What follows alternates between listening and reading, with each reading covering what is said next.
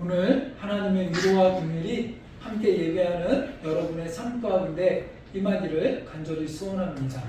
또한 아울러 오늘 하나님의 위로가 또 힘들고 지치고 공고한 이들 가운데 또 눈물을 지으며 그 마음이 힘들어서 마음속에 어려움이 있는 모든 이들 가운데 임하기를 간절히 소원합니다.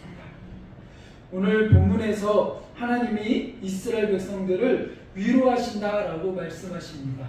그러면서 이스라엘 상태를 이야기하는데 이스라엘 상태를 뭐라고 이야기하냐면 15절에 아골골짜기로 이렇게 표현합니다. 아골골짜기. 아골골짜기 어감부터가 별로 좋지가 않죠. 근데 아골골짜기 하면 우리가 떠올리는 이미지들이 있습니다. 그것은 무엇입니까? 고통, 눈물, 힘듦, 어려움, 심판 뭐 이런 거 아니겠습니까? 멸망의 골짜기. 그런 상태에 지금 누가 있다라는 거예요? 이스라엘 백성이 있다라는 거죠. 도대체 어떤 상태이기에 이렇게 얘기하는가라고 우리가 한번 살펴보기 전에 아골골짜기의 좀 유래를 살펴보면 좀 더 이야기가 쉬울 것 같아요. 이 아골골짜기라는 말이 성경에 나오게 된 것은 보면 여호수아 7장에 보면 이게 소개가 되어지는데 그 배경은 이렇습니다. 이제는 하나님께서 이스라엘 백성들을 가나안 땅에 들어가게 하십니다. 약속한 가나안 땅을 들어가는데 여리고성을 맞이하게 됩니다. 그 첫선 여리고성을 하나님께서는 온전히 무너뜨리고 거기에 있는 모든 것들은 다 하나님께 온전히 바치게 하셨어요. 왜 그렇게 하셨습니까? 첫 성이기 때문에 그래요. 첫 성, 그 첫의 의미는 전체를 모두를 대변하는 첫입니다. 그렇기 때문에 이것은 너희가 너희 힘으로 한 것 아니고 하나님 은혜로 하나님 힘으로 이것들을 무너뜨렸음을 고백하고 표현하는 표징으로 그 모든 것들은 노획물을 하나도 취하지 말고 다 하나님께 온전히 드리라고 했습니다. 그리고 이 여리고성을 무너뜨리는 방법으로 매일 한 바퀴씩 돌고 마지막 날 7일째는 7바퀴를 들고 소리치고 함성을 지르고 하면 그 성이 무너진다고 했어요. 근데 정말로 그 성이 그렇게 무너졌습니다.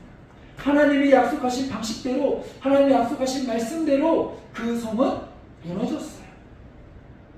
그리고 나서 이들이 이제는 기뻐 뛰며 이제는 그 다음 성인 아이성을 바라보면서 저 성중은 별것도 아닙니다. 우리 중에 다 올라갈 필요도 없고 일부만 올라가면 저 성 충분히 이길 수 있습니다. 라고 이야기를 합니다. 그리고서는 갔는데 아이성에서 어떻게 합니까? 패하고 말죠. 말도 안 되게 패합니다. 아니 이게 어떻게 된 걸까요? 왜 아이성에서 패합니까? 여호수아는 너무 당황해서 하나님께 나아갑니다. 그래서 하나님은 이스라엘 중에 범죄함이 있고 그 범죄한 사람을 추적하게 하십니다. 그렇게 그 다음날 하나하나 12지파가 모여 제비뽑기를 하면서 이제는 그 범죄한 사람을 찾아내는데 결국 어떤 일이 있었습니까? 아간이 범죄하였어요. 아간이 이제는 하나님이 여리고성에서 아무것도 취하지 말라라고 했는데 그는 거기서 탐나는 물건 금과 은과 친이선 외투와 자기 마음에 탐나는 것들을 취하여 숨겼다라는 거예요. 그것으로 인하여 온 이스라엘의 진노와 심판과 전쟁에서 패하는 그러한 일들이 벌어졌다라는 거죠. 여기서 이것은 단순한 한 사람의 이탈이나 도적질이 아니라 이스라엘 전체의 범죄인 거예요. 하나님은 분명하게 이 전쟁은 하나님의 방식대로 하나님의 원리대로 하나님의 뜻대로 이루어져야 됨을 분명하게 말씀하셨어요. 그래서 이스라엘 백성들이 이제는 그 전쟁을 치를 때 하나님이 누구를 보내십니까? 하나님의 군대의 장관을 보내세요. 그 말은 무엇입니까? 그냥 전쟁은 너희가 하는 거고 안 될 때 내가 조금씩 도와줄게. 하다가 안 되면 기도해. 그럼 내가 그거 도와줄게. 이런 차원의 문제가 아니라 이 전쟁 자체가 누구의 전쟁이라는 거예요? 하나님이 친히 직접 싸우시는 전쟁이라는 거예요. 그렇기 때문에 모든 것 하나하나부터 모든 10가지까지 다 하나님의 뜻대로 하나님의 명하신 대로만 전쟁을 치러야 됨을 명하신 거예요. 그래서 이스라엘 백성들 가운데 누구를 보내십니까? 군대 장관을 보내신 거예요. 그래서 여호수아가 묻습니다. 너는 적군이냐 아군이냐라고 할 때 그게 아니라 난 하나님이 보내신 군대 장관이야. 그러니까 장관이 하는 일은 뭐예요? 통솔하는 거죠. 이스라엘을 하나님이 친히 통솔하여 이 가나안 땅 가운데 들여보내겠다라는 하나님의 선포인 거죠. 근데 그 선포와 그 원리를 깨어버리고 자기 욕심에, 자기 보기에 좋은 것, 자기 보기에 탐하기에 갖고 싶은 것, 마치 하와가 범죄할 때 보암직하고 먹음직도 하고 했던 것처럼 그렇게 깨어버린 거예요. 이것으로 인하여 이제는 이스라엘 백성들이 아이성에서 패하게 되어지고 이제는 패전을 맛보게 되어집니다. 실패를 맛보게 되어져요. 그러면서 주저앉아 있습니다. 낭망합니다. 좌절합니다. 누구 때문에요? 하나님의 뜻과 원리를 저버린 아간 때문에. 그 아간을 끌어다가 어떠한 형벌을 내립니까? 모든 백성들이 다 돌을 들고 그를 칩니다. 투석형에 처해줍니다. 그 돌들이 쌓여서 아간이 돌을 맞고 죽고 거기에 돌이 쌓여가지고 골짜기처럼 그 탑처럼 쌓여요.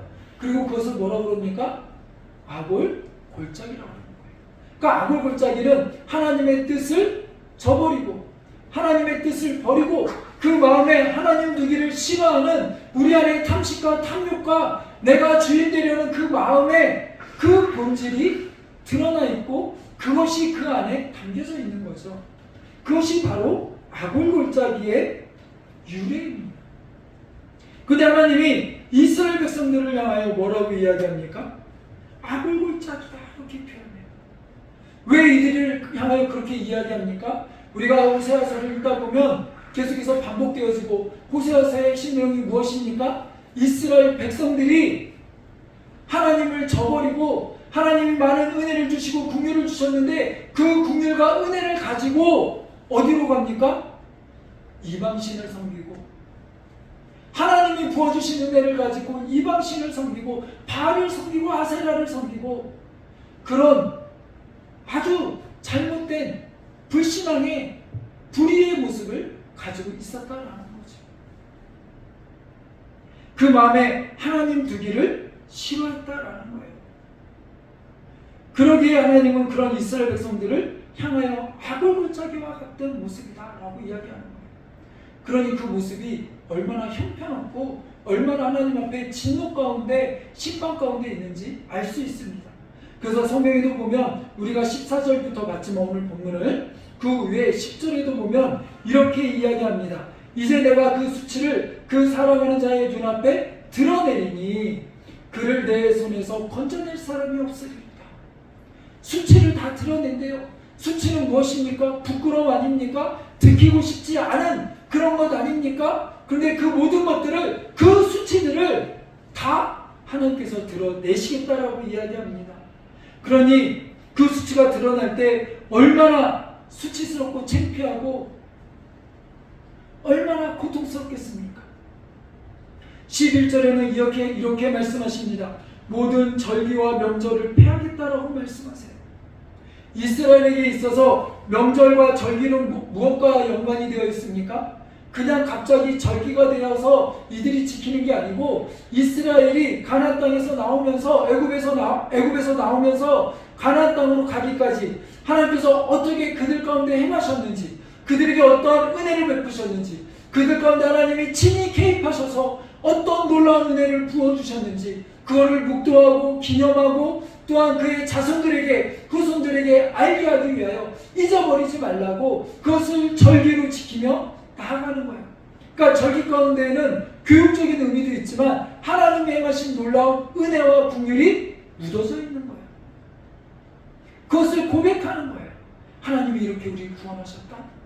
하나님이 이렇게 은혜를 베푸셨다. 내가 구원받지 못할 존재인데 우리가 이렇게 애굽에서 썩어 문드러지고 썩어 죽을 존재인데 내가 애굽에서 도저히 어떻게 할 수 없는 우리는 나올 수 없는 희망 없는 존재인데 하나님이 이제는 우리를 이렇게 구원해 주셨어. 그래서 지키게 6월절 아닙니까? 그런 절기마다 하나님의 구원의 메시지와 은혜의 메시지가 담겨져 있는 그러한 절기예요. 근데 그 절기를 명절을 어떻게 하시겠대요? 폐하시겠대요. 이 말은 무엇입니까? 더 이상 명절을 통한 하나님의 은혜와 긍휼을 기억하지 않아도 된다는 거예요. 너희 나랑 상관없다는 거예요. 그들에게 더 이상 은혜를 베풀지 않겠다는 거예요. 그들의 입술에서 더 이상 나올 감사가 없다라는 거예요. 더 이상 너희가 감사하지 않아도 된다라는 거예요. 아니 감사할 이유가 없다라는 거예요. 감사할 제목도 없다라는 거예요. 그러니 그 삶이 얼마나 힘들고 형편없고 고통스럽고 괴롭겠습니까? 주님 앞에 나올 수 없다라는 거죠. 그리고 12절에는 뭐라고 이야기합니까? 포도나무와 무화과나무의 실과를 모든 짐승들에게 먹이겠다라고 이야기하세요. 포도나무와 무화과나무와 실과는 누가 먹어야 됩니까? 이스라엘 백성들이 먹어야 되는 거 아니에요? 하나님의 백성들이 먹어야 돼요. 그런데 하나님의 백성들이 먹어야 될 그 풍성한 실과와 과일들이 다 누가 먹습니까? 들짐승이 먹게 된다는 거예요. 이스라엘 백성들이 먹을 게 없다라는 거예요. 그들의 삶에 공고가 찾아온다라는 거예요. 기근이 찾아온다라는 거예요. 그들이 먹을 것이 없어 이제는 고통 가운데 있다라는 거예요. 이스라엘 백성들 가운데 먹을 것이 없습니다. 기쁨이 없습니다. 희망이 없습니다. 구원이 없습니다. 소망이 없습니다. 살아도 산 것 같지 않은 죽음과나 마찬가지 같은 인생. 그런 인생을 향하여 하나님은 한마디로 아굴골짜기와 같다 이렇게 표현하신 거예요. 때로는 우리들의 인생 가운데도 우리의 삶 가운데도 그런 아굴골짜기와 같은 어려움과 힘듦과 공고가 찾아올 수 있다라는 거죠. 때로는 우리의 잘못된 선택으로 인하여, 때로는 질병으로 인하여, 여러 때로는 관계적인 것으로 인하여, 때로는 인생의 무게로 인하여, 때로는 정말 소중하고 귀하게 키운 자녀들로 인하여 여러 가지 어려움을 겪는 일들이 얼마나 많습니까? 믿었던 이들에게 배신을 당하거나 때로는 여러 가지 정말 생각할 수 없는, 정말 실패할 수 없는, 당연히 이거는 성공할 수밖에 없는 그러한 상황이라고 생각했는데 말도 안 되게 실패하고 낙심하고 어렵고 깨어지는 경우가 얼마나 많이 있습니까? 그것이 우리의 인생 아니겠습니까? 힘든 인생, 어려운 인생, 낙심 가운데 있는 인생, 애통함 가운데 있는 인생, 때로는 아굴골짜기와 같이 눈물 없이 하루도 버틸 수 없는 인생, 애통하며 눈물을 흘리며 기도하지 않으면 견딜 수 없는 인생, 그것이 우리의 삶 가운데 때때로 찾아올 수 있다라는 거죠. 어떤 이들에게는 그것이 지금 찾아온 이들도 있을 줄로 믿습니다. 그러나 여러분, 좌절하고 포기하지 마십시오. 낙심하지 마십시오. 왜냐하면 하나님께서 여기서 이렇게 절망 가운데 있는 아굴골짜기에 있는 이들을 향하여 마침표를 찍지 아니하시고 그들에게 뭐라고 이야기하십니까? 아굴골짜기로 소망의 문을 삼으시겠다라고 이야기하십니다. 아굴골짜기로 끝! 이게 아니라 이 아굴골짜기를 통하여 이제는 무엇을 여신다고요? 소망의 문을 여신다라는 거예요. 이 아굴골짜기를 지나 소망의 문을 열어 소망을 맛보게 하시고 소망을 보게 하시고 소망을 경험하게 하신다라는 거예요. 희망을 경험하게 하신다라는 거예요. 근데 여러분 더 놀라운 사실은 무엇인지 아십니까? 이스라엘 백성들이 회개하고 애통하며 이래서 하나님이 이들을 구원해 주신 것 아니고 그들을 향한 하나님의 사랑으로 그들에게 찾아오셔서 우리를 찾아오셔서 애통하며 눈물하며 힘든 가운데 있는 우리를 찾아오셔서 우리를 위로하시고 우리에게 소망의 문을 열어주시는 하나님, 그 하나님이 바로 우리 하나님임을 여러분 기억하시기 바랍니다. 여러분의 하나님임을 기억하시기 바랍니다. 그리고 오늘 눈물 가운데 있는 여러분 가운데 하나님의 찾아와 주실 줄로 믿습니다. 그 믿음을 가지고 한 발 한 발 또한 인내하며 승리하며 나가는 여러분이 되길 원합니다. 하나님은 아굴골짜기를 소망의 문으로 삼아 주시겠다라고 선포하셨습니다. 오늘 이 선포는 하나님이 사랑하는 자녀들에게, 백성들에게 하신 선포입니다. 그러기에 오늘 우리에게도 하나님이 주시는 선포인 줄로 믿습니다. 자, 여러분 한번 여러분 가슴에 손 한번 따라해 볼까요? 아골골짜기를 소망의 문으로 삼아 주십니다. 아멘. 여러분의 삶 가운데 어떠한 아골골짜기가 온다 할지라도 하나님은 소망의 문으로 열어 주실 줄로 믿습니다.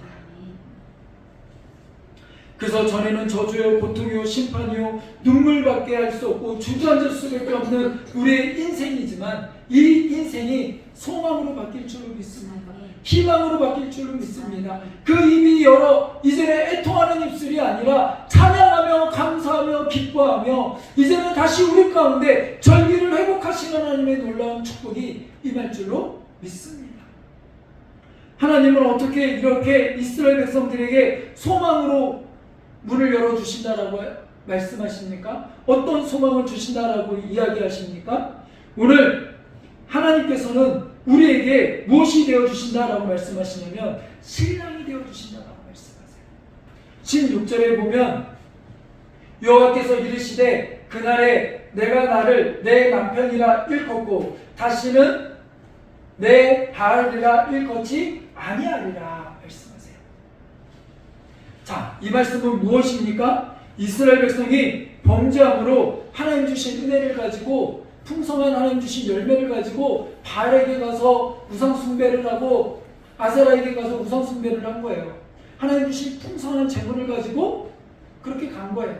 근데 하나님 오늘 재미있는 표현을 쓰세요. 뭐라고 이야기하냐면 이제 내가 나를 내 남편이라 일컬으리라. 그러니까 지금 하나님과 이스라엘 관계를 어떤 관계로 표현하세요? 부부의 관계로 표현하세요. 부부의 관계. 하나님은 남편, 우리는 신부. 그래서 호세아 선지자도 하나님 호세아 선지자를 불러서 어떻게 하세요? 이제는 아주 부정한 여인이 고멜과 결혼하라고 명하시죠. 이 모습이 무엇을 형성한 거예요? 하나님과 우리의 모습을 그대로 드러낸 거예요. 우리가 하나님은 거룩하신 분이고 거룩한 신랑인데 이 신부가 거룩하지 못하다라는 거예요. 거룩하지 못하다라는 거예요. 그래서 신랑이 준 재물을 가지고 가가지고 다른 신랑을 만났는데 그 신랑이 누구예요? 바알이고 아세라예요. 거기 가가지고 신랑인 하나님 주신 재물 가지고 받아가가지고 야 이거 봐라 바알에게 가가지고 이제 우리 잘 살아보자 내가 너를 섬길게 이러면서 바알을 신랑으로 삼았다 라고 하나님 말씀하시는 거예요. 그러니 얼마나 배신감 들겠어요. 그 마음이 얼마나 힘들겠어요. 근데 하나님은 그럼에도 불구하고 용서하시고 품으시고 다시 하나님의 자격 없는 이스라엘 백성들을 하나님의 거룩한 백성으로 회복시키고 삼아주시겠다라는 거예요. 그렇게 다시 그들에게 소망의 문을 열어주시겠다라는 거예요. 심판으로 끝이 아니라 그들에게 새해 희망을 다시 한번 세컨 찬스를 그들 가운데 주시겠다라고 하나님 말씀하시는 거예요. 이 얼마나 놀라운 선포입니까? 하나님이 우리의 신랑 되신대요. 그 이야기는 무엇입니까? 우리의 삶을 책임져 주신다라는 거예요. 우리의 삶을 보호해 주신다라는 거예요. 다시 우리를 품에 안으시고 사랑해 주신다라는 거예요. 그 하나님의 사랑이 우리 가운데 임한다라는 거예요. 그런데 나는 그 사랑을 받을 자격이 있어요? 없어요? 자격이 없어요. 근데도 하나님은 자격 없는 우리에게 그 사랑을 부어주시네요. 왜요?